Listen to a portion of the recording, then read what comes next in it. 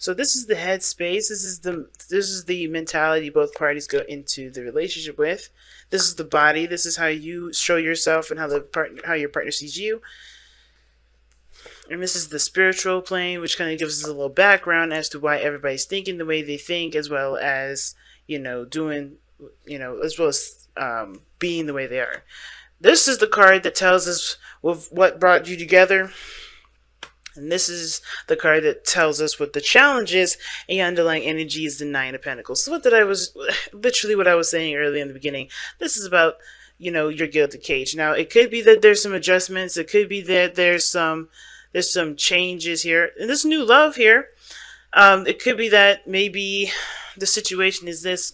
Like, there's some changes that honestly have to come from the relationship. I don't know if it's either one of you guys forcing it. It may just be the natural, course of things, right? Like, sometimes you just kind of have to, like, learn how each person works and figure out a good flow with each other, especially if you guys are just starting out. And it looks like you with the Ace of Cups there, but stepping out of your comfort zone, if you're used to doing things solo and being independent and having your own way, well, things are about to change because you're living with somebody, you're in a relationship with somebody, you're working with another person now. It's not just you. So, that said, let's get into it. So this, pick the side that resonates with you guys the most. I'm going to, try to be a third person-y kind of with it. So, just pick the side that resonates with y'all the most. But this person going into this relationship has got the 10 of Swords going into this. So already you can kind of tell that the person's mindset is like they just got done going through some really difficult stuff, okay?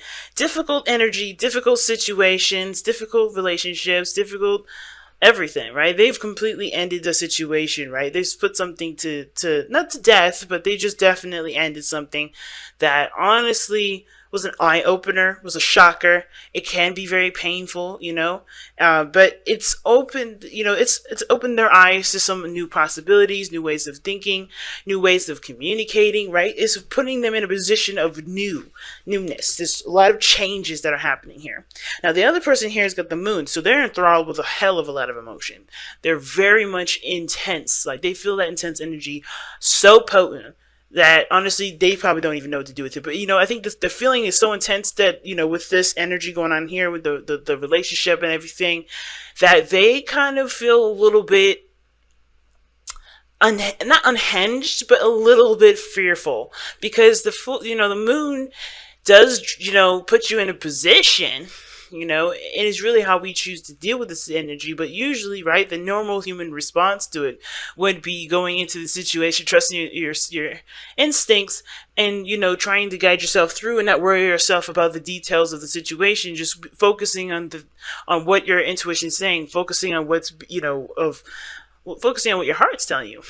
Well, this person is like, it's got intense emotions here. So what they're thinking is not like they're seeing the relationship very clearly.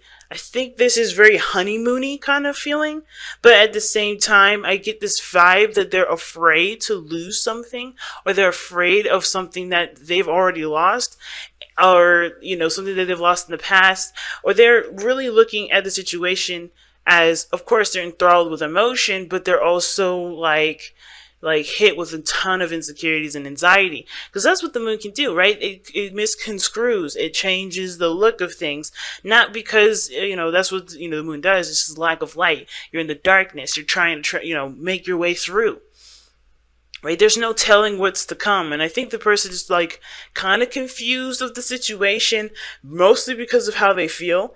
But I think this person on this side has been very clear. I don't know why this person's kind of seeing the situation a little bit, as confusing.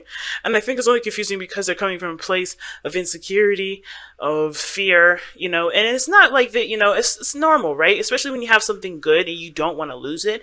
A lot of insecurities, a lot of anxieties comes up. So I don't think it's because they're like, they're weirdos or something like that, but they're natural human beings that have natural responses. They've gone through natural things, such as loss, such as betrayal, such as pain. So these people are obviously human beings here, and I don't blame them for having this sort of anxiety, but how they use this is definitely going to paint a totally different picture, okay? So going into this, right, how they're presenting themselves is the Five of Cups.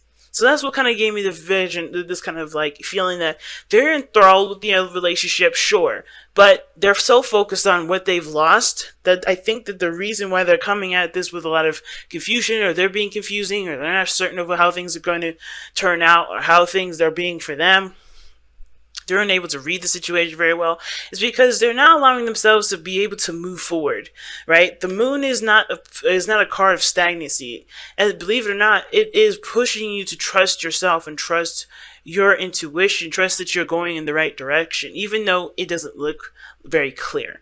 And this person is still looking at what they've lost, still looking at things that have hurt them in the past, and instead of focusing on the relationship, they're so from the relationship, which I feel is super intense, they are looking at the loss as a reason to kind of keep them from being able to shift their focus. And I think they truly do want to shift their focus, not like they're just trying to stick with this within this. But as we saw earlier with true love, let go of control issues and religious factors, this is something that's kind of been ingrained in them for quite some time. Whatever life, whatever style, whatever routine that they've got, they've had going on for such a long time, whatever that was, it's kept them, it's been keeping them company. Whether that's misery, whether that's sadness, whatever this is, self-loathing even, but I feel like what's going on here with this person is that they're trying to shift their focus. They just don't know how to, because this is something that is obviously very new, and this is something outside of their comfort zone, but they're willing to take the steps. They just don't know how to shift the focus from what is bothering, what has hurt them in the past, right? Now, the other person is definitely showing that there's stability here. There's a place for safety. I like this card for for someone like this, where they're not quite certain of how things are going to go, how to shift their focus. They're doing so. I feel like they're truly doing so. It's just like, it's hard, and I feel like with the King of Pentacles, this person is showing that they're committing, they're stable, they're solid, they're reliable, they're someone that they can lean on. But at the same time, I kind of feel like this person has to kind of take care of themselves right now, considering that they've just gone through something really difficult. And honestly, as much as we love to help this other person here, they have to find their intuition. They have to, not find their intuition, they have to find the trust within themselves. They have to believe in themselves. And this person cannot help them trust themselves, right? I think giving the responsibility can help, but as far as dabbling into this person's realm of dealing with their insecurities and their anxieties, being considerate is one thing, but enabling is another. You got to be careful with that one. Because soulmates here are not just, people that are in your true love or whatever like that. Because soulmates they're not really like that. Soulmates, I see soulmates as people that come into our lives to help us move us towards our highest potential. This is the situation. You guys have the potential to grow and become something more than what you are right now. And of course, you do that by spending time together, by understanding each other, and really working through your own personal issues, your own personal, blockages in, your own spiritual, elevations together. By being with each other, right? You recognize yourself through the other person sometimes. And I kind of see that with soulmates. Not all soulmates work the same. I understand that, but that's how I usually see soulmates. Not all people see soulmates like that, though. So I do see this person as stable, independent, good at handling their situation, and definitely ready to commit and hustle and, hunker down and do the work. And I feel like this person is trying to get the handle of being able to trust themselves. So I feel like this person, honestly, should probably just be hands off right now. Just focus on you, especially if they're going through something difficult, they're going through some seriously bad ending here. And it's prompting them to change, or to have, not necessarily change, but to have a new perspective when they've been doing something routinely for a very long time. This person shows that they've got a routine, they've got a structure, and that's changing now because they've ended something. This is a change too. So this person has got to handle themselves and take care of themselves before they put anyone else first. Okay? Before they put someone else, before they take care of someone else. I never agree with anybody taking care of anyone. Okay? Unless, of course, they need that love and they need that care, and of course you know that they're good for it. But never put anyone else before you. Of course, like that's just me. Whatever. As a life coach, love coach, relationship coach, whatever. But the reason why this person is showing up here with the moon and the 5 of Cups is because of the Page of Wands. So obviously they know there's a new beginning. There's an opportunity to start something new, take advantage of this new opportunity. And they see this as something exciting, something, something that is inspiring them, that's to open their heart to take a chance, This is a new thing, and this is bringing up a lot of anxieties. Instead of them trying to kind of like leaping with joy and happiness and excitement, they're kind of bogging themselves down with, oh, this can't happen again. I gotta make sure I don't want to have this situation happen again. I know what I've lost. I know what's not here. I don't want this, At the same time, there could be some changes here in the dynamic of the relationship. I think there may be some things that are lost, but the relationship is still there. I mean, whatever you guys are going through at this moment, where you guys are changing together, there may be some things that you guys were used to each other doing and no longer doing those things. Like, this person may be routinely doing something and they stopped it and they're wondering what happened, why is it missing? And that's what's dredging out the confusion. But this is about learning new behavior, Page of Wands, right? Learning something new, gaining some new information, but about behavior, about, living together or being in a relationship again. It depends on, what's going on. I really feel like ultimately this is about trying and doing something differently, And both parties are having to try to figure out why this is not the way it is anymore, and why this person, is needing to communicate what exactly those changes are. And the reason why all this is like the way it is because of what brought you two together and what the challenge is. Okay, so what brought you guys together, as we look here, is the Eight of Wands. Lots of communication, lots of talking, lots of progress being made through that communication, through that time and investment into it. And things moved very, very fast between you guys. Not like I don't think it's a bad thing that things move very fast. That's probably why you guys had religious factors coming up. Maybe some people may think that you moved too fast. Family members maybe thinking that, hey, this is really soon. But I feel like mostly a lot of things just kind of made sense and you guys rolled with it. Things just kind of made sense and it felt good to be in that energy, right? I think at maybe one point for some of you guys, maybe this got overwhelming, but I feel like all in all, this is really something that really had the momentum with it already because you guys had good communication. But the challenge is starting again. Starting again may not be with each other, may not be like you guys are getting back together. It may not be an ex that's coming back. It could be, but I don't think it really is. I think this is like an opportunity that's come up where you may have had an opportunity to do something before with maybe someone else, something in the past, and you have the opportunity to do something differently because of what you have experienced in the past. You get what I'm saying? That's why I don't think this is necessarily an ex coming back. Again, this could totally be an ex coming back, but because you have experience with something very similar to this, you guys are able to apply what you've learned into this new opportunity to make it the most. That's why this person is really trying to shift their focus. Or at least this person is not trying to be the pessimist of the relationship. They're trying to prevent what this was, the Three of Cups.